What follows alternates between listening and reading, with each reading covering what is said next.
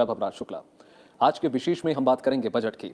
देश के हर नागरिक को बजट का बेसब्री से इंतजार रहता है। हर वर्ग चाहता है कि बजट में उसके लिए राहत भरा कुछ न कुछ ऐलान हो। आमतौर पर बजट आमदनी और खर्च का ब्यौरा होता है, लेकिन इसे तैयार करना इतना आसान नहीं है। वित्त मंत्रालय बजट को अंतिम रूप देने से पहले एक लंबी प्रक्रिया से गुजरता है। ऐसे तो बजट तैयार करने का काम वित्त मंत्रालय का होता है, लेकिन इसमें देश के सभी विभागों और मंत्रालयों का भी कुछ न कुछ योगदान होता है। वित्त मंत्री बजट पूर्व परामर्श बैठकें करते हैं। इसमें सभी हितधारकों की राय जानी जाती है।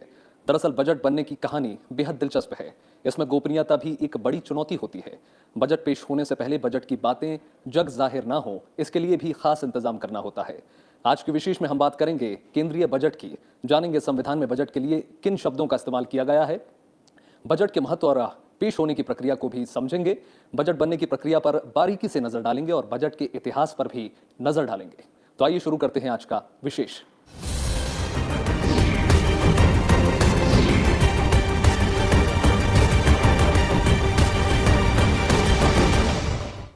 बजट शब्द की उत्पत्ति फ्रेंच भाषा की बॉजेट से हुई है, जिसका अर्थ होता है चमड़े का बटुआ या थैली। हमारे संविधान में बजट शब्द का इस्तेमाल नहीं किया गया है। संविधान में इसे वार्षिक वित्तीय विवरण कहा गया है। केंद्रीय बजट, जिसे हम आमतौर पर भी आम बजट भी कहते हैं, उसमें सरकार की आमदनी और प्रस्तावित योजनाओं पर होने वाले खर्च का विवरण होता है।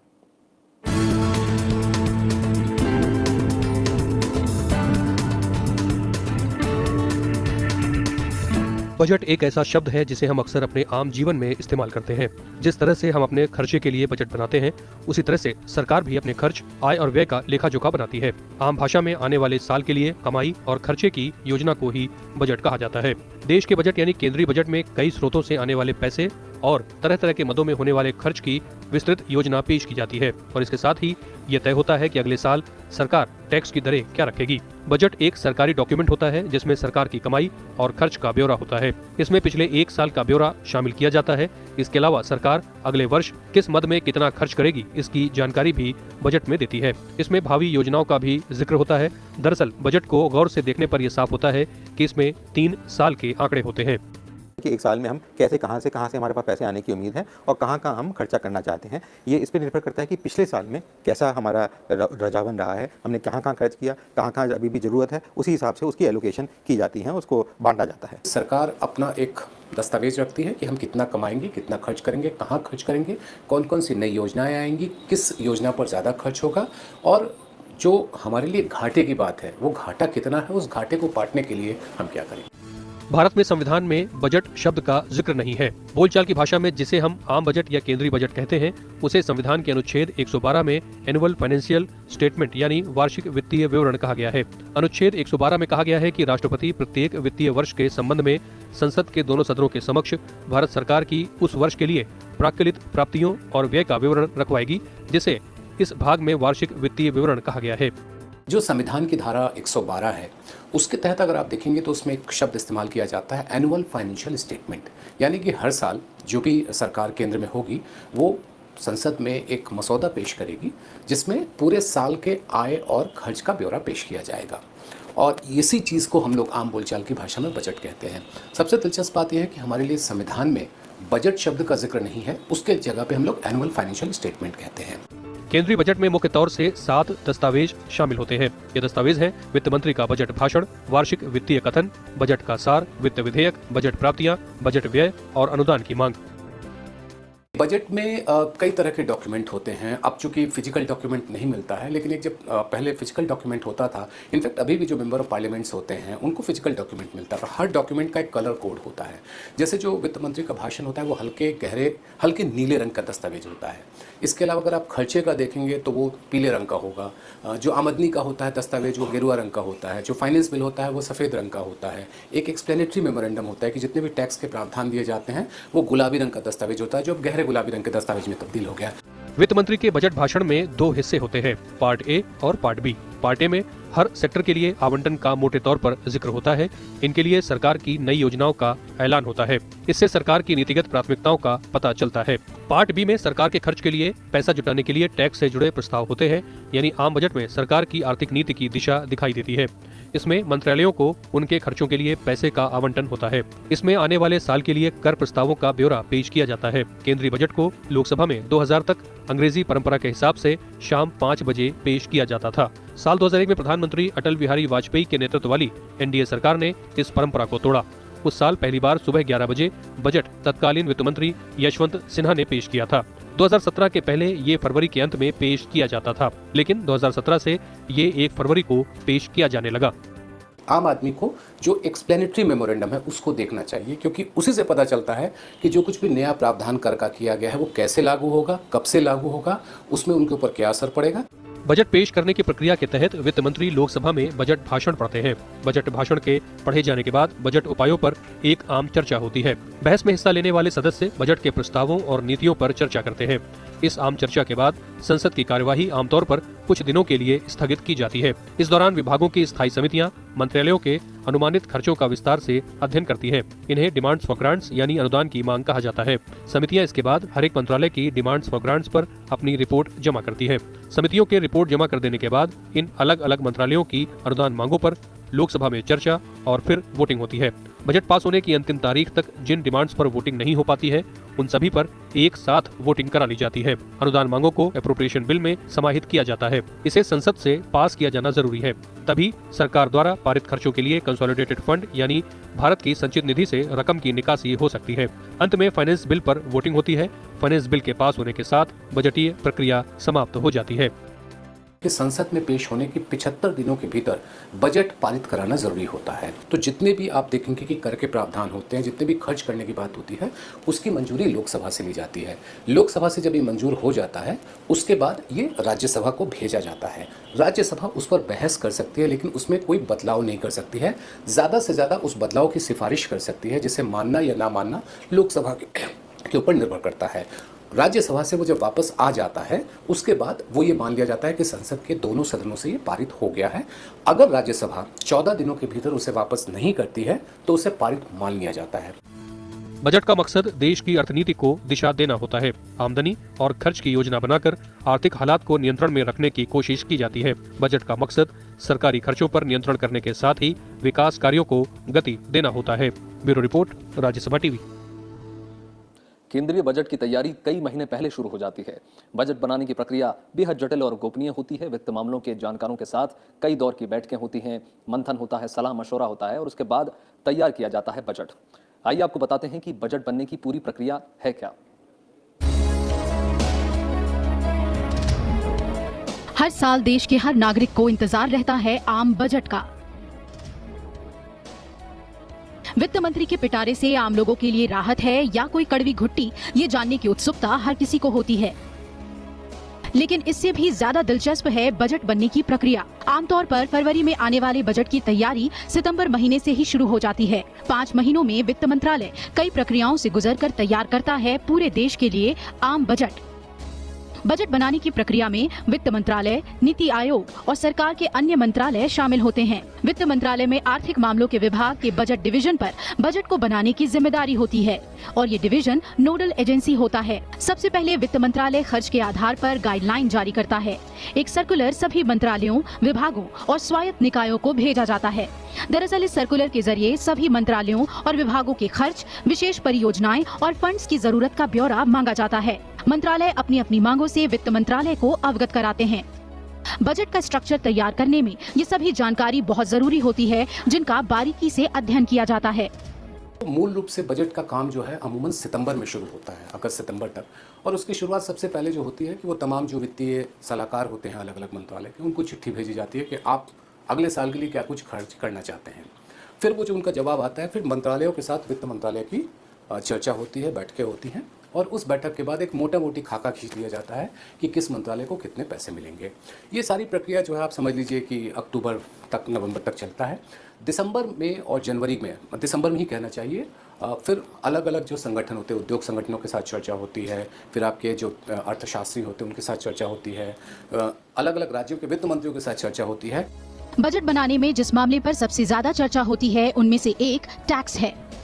वित्त मंत्रालय के अधिकारी नवंबर से ही रायसीना हिल्स पर नॉर्थ ब्लॉक में उद्योग संघों, वाणिज्य मंडलों, किसान समूहों और ट्रेड यूनियनों के साथ कई बैठकें कर विचार विमर्श करते हैं। इसी दौरान सभी मिलकर टैक्स छूट पर भी बहस करते हैं, जिससे बजट बनाने का काम आसान हो सके। इसके अलावा बजट पर वित्त मंत्रालय की नियमित बैठकों में वित्त सचिव, राजस्व सचिव, संयुक्त सचिव समेत वित्त विभाग के तमाम महत्वपूर्ण सचिवों और सभी केंद्रीय सीमा एवं उत्पाद शुल्क बोर्ड के अध्यक्ष भी शामिल होते हैं। आर्थिक मामलों का विभाग और राजस्व विभाग किसान, कारोबारी, FII, अर्थशास्त्री और सिविल सोसाइटी जैसे हितधारकों के साथ बैठक करते हैं। बैठकें पूरी होने के बाद वित्त मंत्री को बजट पर मिलने वाली योजनाओं और खर्चों के सुझाव व्यय विभाग को भेजे जाते हैं। वहीं टैक्स संबंधित सुझाव टैक्स रिसर्च यूनिट यानी TRU को भेजे जाते हैं। इसके साथ ही बजट में किन प्रस्तावों को शामिल करना है और किसे नामंजूर करना है, ये तय कर लिया जाता है। फाइनल जो फेज होता है वो फाइनल फेज आपकी स्पीच राइटिंग से होती है। ये सारे प्रावधान हो गए, कहाँ क्या होगा। स्पीच राइटिंग में सरकार का क्या दृष्टिकोण है, सरकार क्या कुछ नया करना चाहती है, वो सारा कुछ उसमें शामिल किया जाता है। और उसके हिसाब से जो कुछ भी कानूनी प्रावधान करने हैं, जो कुछ भी कर में बदलाव करने हैं, उसके लिए फाइनेंस बिल में क्या कुछ किया जा सकता है, वो साइमल्टेनियसली चलता रहता है। स्पीच राइटिंग सबसे आखिर में होता है। सभी प्रस्तावों को शामिल करने के बाद बजट का ब्लू शीट तैयार किया जाता है। ब्लू प्रिंट एक नीले रंग का कागजात होता है, जिसके अंदर तैयार हो चुके बजट के सभी दस्तावेजों के मुख्य बिंदु होते हैं। इन दस्तावेजों को वित्त मंत्री भी अपने पास नहीं रख सकते। इन दस्तावेजों को केवल ज्वाइंट सेक्रेटरी की कस्टडी में रखा जाता है।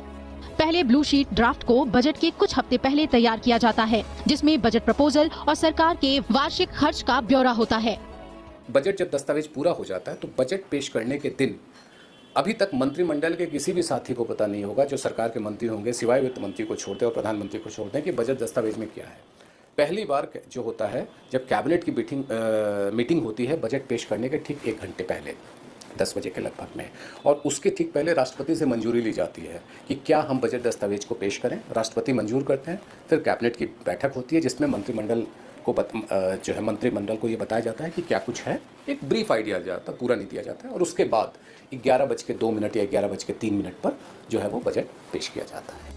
सब कुछ तय होने के बाद बजट में टैक्स प्रस्तावों पर अंतिम फैसला वित्त मंत्री के साथ लिया जाता है और बजट को अंतिम रूप देने से पहले प्रस्तावों पर प्रधानमंत्री के साथ चर्चा की जाती है। इसके बाद ही बजट को फाइनल समझा जाता है, यानी इसे छपने के लिए भेजा जा सकता है। बजट के पेश होने तक इसे गोपनीय रखना सबसे बड़ी चुनौती होती है, इसलिए हलवा सेरेमनी के बाद छपाई के लिए अधिकारी दुनिया से कट जाते हैं।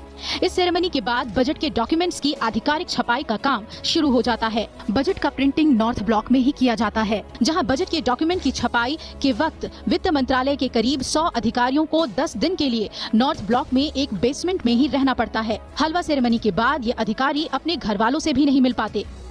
रोचक जो होता है जिसको हम लोग हलवा सेरेमनी कहते हैं। हलवा सेरेमनी के पीछे ये कहा जाता है कि किसी भी शुभ काम की शुरुआत मीठे के साथ हो। और जो लोग बजट की दस्तावेजों की छपाई में जाते हैं वो लगभग 15 दिन, 20 दिन और कुछ लोग तो महीने भर तक वो बिल्कुल कैद हो जाते हैं। घर परिवार, समाज, देश, दुनिया सबसे अलग हो जाते हैं। लेकिन जो लोग उस छपाई में जाते हैं वो दिन दुनिया से बिल्कुल कट जाते हैं। तो एक छपाई जब शुरू होती है तो उसकी शुरुआत हलवा से किया जाता है। बजट बनाने की प्रक्रिया में सरकार की कोशिश होती है कि हर वर्ग के लोगों की रायशुमारी पर ध्यान दिया जाए। साथ ही सभी मंत्रालयों और विभागों की जरूरतों का भी ख्याल रखने की भरपूर कोशिश होती है। Bureau report, Rajya Sabha TV. वित्त वर्ष 2017-18 के लिए अलग से रेल बजट पेश नहीं किया गया। रेल बजट का विलय आम बजट में कर दिया गया। इससे पहले 1924 से लेकर अब तक रेल बजट पेश अलग से किया जाता था। आइए जानते हैं रेल बजट के आम बजट में विलय की पूरी कहानी।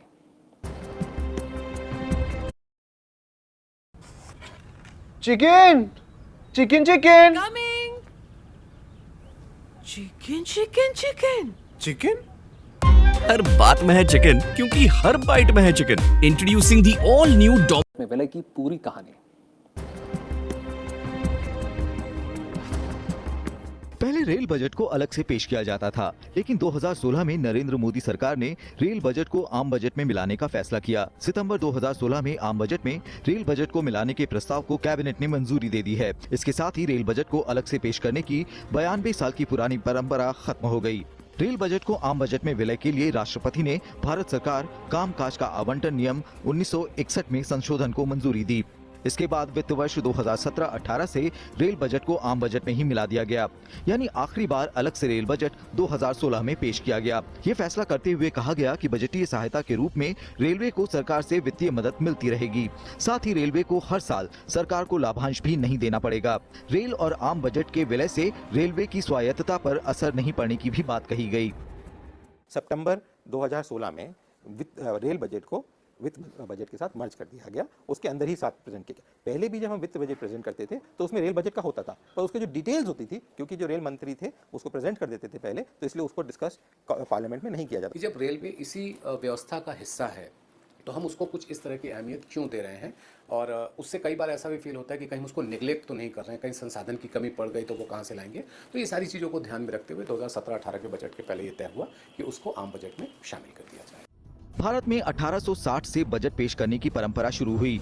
उस वक्त एक ही बजट पेश हुआ करता था और सभी विभाग का लेखा जोखा उसी के साथ आता था। लेकिन 1924 तक आते आते बजट में रेलवे की भागीदारी काफी बढ़ गई, जिसके बाद इसे आम बजट से अलग कर दिया गया। यानी भारत में अलग से रेल बजट की शुरुआत 1924 में ब्रिटिश शासन के दौरान हुई। 1921 में ईस्ट इंडिया रेलवे कमेटी के चेयरमैन सर विलियम एकवर्थ ने रेलवे सिस्टम के लिए बेहतर प्रबंधन की जरूरत महसूस की। इसके बाद विलियम एकवर्थ की अगुवाई में 10 सदस्यों की एक समिति गठित की गई। समिति ने अपनी रिपोर्ट में रेल बजट को आम बजट से अलग करने की सिफारिश की। एकवर्थ समिति की सिफारिशों पर 1924 में अमल हुआ और रेल बजट को आम बजट से अलग कर दिया गया। तर्क ये था कि अकेला रेल विभाग देश की सबसे बड़ी आर्थिक गतिविधियों का संचालन कर रहा था। 1924 तक आम बजट में रेलवे की हिस्सेदारी 70% से ज्यादा हो गई थी। जब इसे आम बजट से अलग किया गया, उस वक्त 75% सार्वजनिक यातायात और 90% माल ढुलाई में सबसे ज्यादा रेलवे का ही इस्तेमाल हो रहा था। 1924 तक रेल बजट अलग से पेश नहीं होता था। 1924 में पहली बार ऐसा हुआ कि रेलवे की जो आकार है उसको देखते हुए ये तय किया गया, जो तत्कालीन सरकार ब्रितानी सरकार थी, कि रेलवे के लिए अलग से बजट पेश होगा। और 1924 से लेकर के 2016-17 तक रेलवे के लिए अलग से बजट लाया जाने लगा। लेकिन 92 सालों में परिस्थितियां बदली। धीरे धीरे आम बजट में रेलवे की हिस्सेदारी घटी और रक्षा सहित दूसरे विभागों का बजट बढ़ता गया। इसकी वजह से कई बार रेल बजट को आम बजट में मिलाने की मांग उठी। रेल बजट को आम बजट में मिलाना कोई रातों रात लिया गया फैसला नहीं था। सरकार ने कई कारणों को ध्यान में रखकर ये फैसला लिया। दरअसल ये नरेंद्र मोदी सरकार के शासन सुधार की दिशा में बड़ा कदम था। दरअसल नीति आयोग के उस वक्त के सदस्य विवेक देबरॉय की अध्यक्षता वाली एक समिति ने अलग से रेल बजट पेश करने की कवायद खत्म करने की सिफारिश की थी। समिति ने दोनों बजटों को मिलाने की सिफारिश की थी। इसके बाद अगस्त 2016 के दूसरे हफ्ते में बजट के विलय के लिए वित्त मंत्रालय ने 5 सदस्यों की समिति बना दी। समिति से 31 अगस्त तक अपनी रिपोर्ट सौंपने को कहा गया। समिति में रेल और वित्त मंत्रालय के वरिष्ठ अधिकारी शामिल थे। दोनों मंत्रालय इस बात पर सहमत दिखे कि विलय से रेलवे को नुकसान नहीं बल्कि कई फायदे होंगे। देखा गया कि हिंदुस्तान और चरमों में भी बहुत चल रहा है, सर्विसेज सेक्टर है, एजुकेशन है, इंडस्ट्री है, तो सिर्फ रेल को ना फोकस करते हुए उन्होंने कहा कि इसको वापस अब मर्ज कर देना चाहिए। उस समय जरूरी था वो चीज़, आज के समय में उसको अलग प्रस्तुत करना उनके विचार में ठीक नहीं था। मेरे विचार से ये बड़ा अच्छा कदम इस सरकार ने पिछले चरण में उठाया। रेल मंत्रालय हर बजट के समय कई राजनीतिक दबाव भी झेलता था, जिससे छुटकारा मिल गया। आजादी से पहले रेल बजट ब्रिटिश सरकार के बजट का एक बड़ा हिस्सा था। ब्रिटिश सरकार के 180 करोड़ रुपए के बजट का लगभग 80 करोड़ रुपए रेलवे पर ही खर्च होता था। Bureau report, Rajya Sabha TV. आजादी के बाद देश में कई बजट माइलस्टोन बजट साबित हुए, जिसमें बड़े फैसले लिए गए और देश की अर्थव्यवस्था पर सकारात्मक असर पड़ा। चलते चलते आपको छोड़ जा रहे हैं बजट के इतिहास पर। नमस्कार।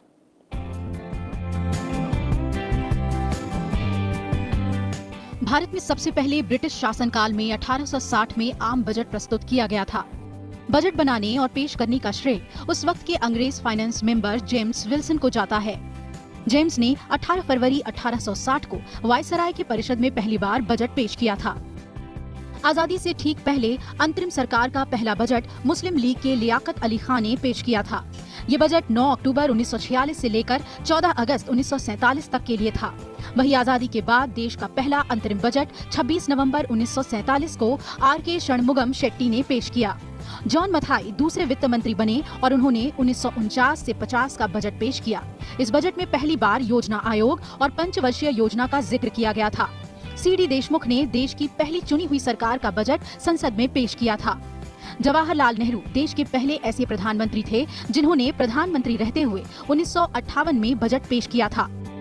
छोटे छोटे राज्य थे तब भी बजट बनते थे, ऐसा नहीं है कि बजट नहीं बनते थे। अगर हम 2000 साल पहले 3000 साल पहले चाणक्य की कौटिल्य पढ़ें तो उसमें बड़ा साफ लिखा हुआ है चाणक्य ने कि जो है एक बजट बनाना, कैसे सरकार चलेगी, कौन चलाएगा, कौन क्या करेगा, उसने उसको निर्धारित किया हुआ है। तो ये नहीं है कि बजट आज से बनना शुरू हुआ है। बजट जो चीज़ है ये करीबन 3-4-5 हज़ार साल का हमारे पास विश्व है कि हमारे पास बनता आया है हिंदुस्तान। पर ये जो फॉर्मल वे, वेस्टर्न वे जो बजट का बनना शुरू हुआ, ये रेलवे बजट से शुरू हुआ और फिर जब हमारे को आज़ादी मिली 47 में, उसके बाद हिंदुस्तान ने अपना वित्त बजट शुरू करा। पहले सिर्फ अंग्रेजी भाषा में ही बजट तैयार होता था, लेकिन 1955-56 के बजट से जुड़े कागजातों को हिंदी में भी लिखा जाने लगा। 1964 और 1968 का आम बजट मोरारजी देसाई ने अपने जन्मदिन के दिन पेश किया। वो ऐसा करने वाले एकमात्र वित्त मंत्री हैं। मोरारजी देसाई के इस्तीफा देने के बाद 1970 का आम बजट प्रधानमंत्री इंदिरा गांधी ने पेश किया। संसद में बजट पेश करने वाली वो एकमात्र महिला प्रधानमंत्री हैं। साल 2000 तक ब्रिटिश परंपरा के मुताबिक बजट शाम को ही पेश किया जाता था, लेकिन 2001 में एनडीए सरकार ने इस परंपरा को खत्म किया और शाम की जगह सुबह 11 बजे संसद में बजट पेश किया जाने लगा। यशवंत सिन्हा पहले ऐसे वित्त मंत्री हैं जिन्होंने सुबह के वक्त बजट प्रस्तुत किया।